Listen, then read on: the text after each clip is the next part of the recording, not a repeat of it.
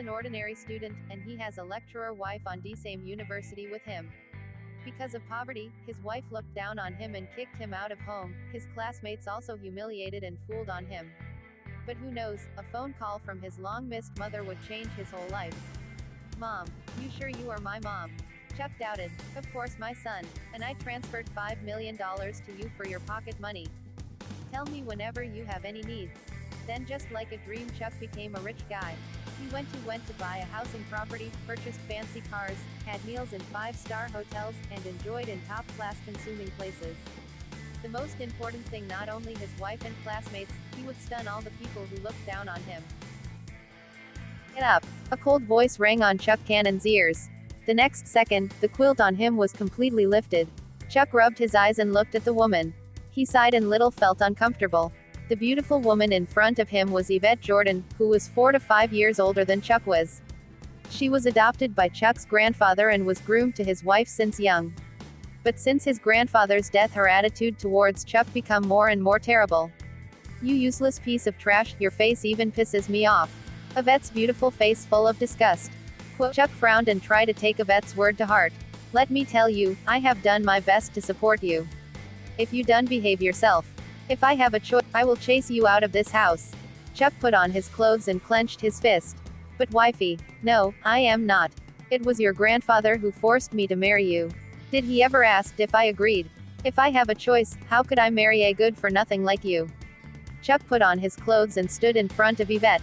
Wifey, don't call me wifey. I'll warn you for the last time. The money that you used to eat and drink is now all mine. If you dare to call me wifey again, I'll let you die in the streets. Yvette snorted coldly and looked at Chuck with disdain.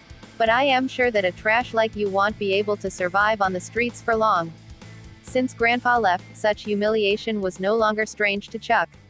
His fragile self-esteem has been almost crushed by Yvette. Sometimes Chuck even doubted whether if he is really a piece of trash. Wife. Yvette, I don't have any money. Chuck took a deep breath.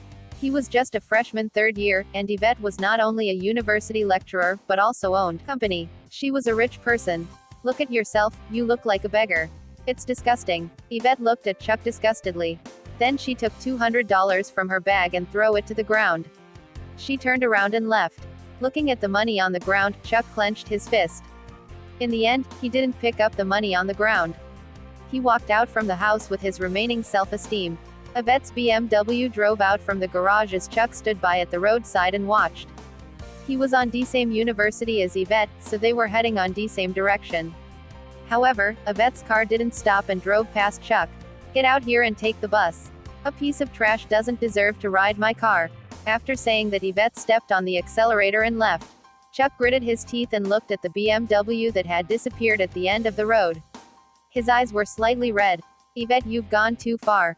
Quote, he was penniless now. His lunch money day was been borrowed from his classmates, and today was the day to return the money.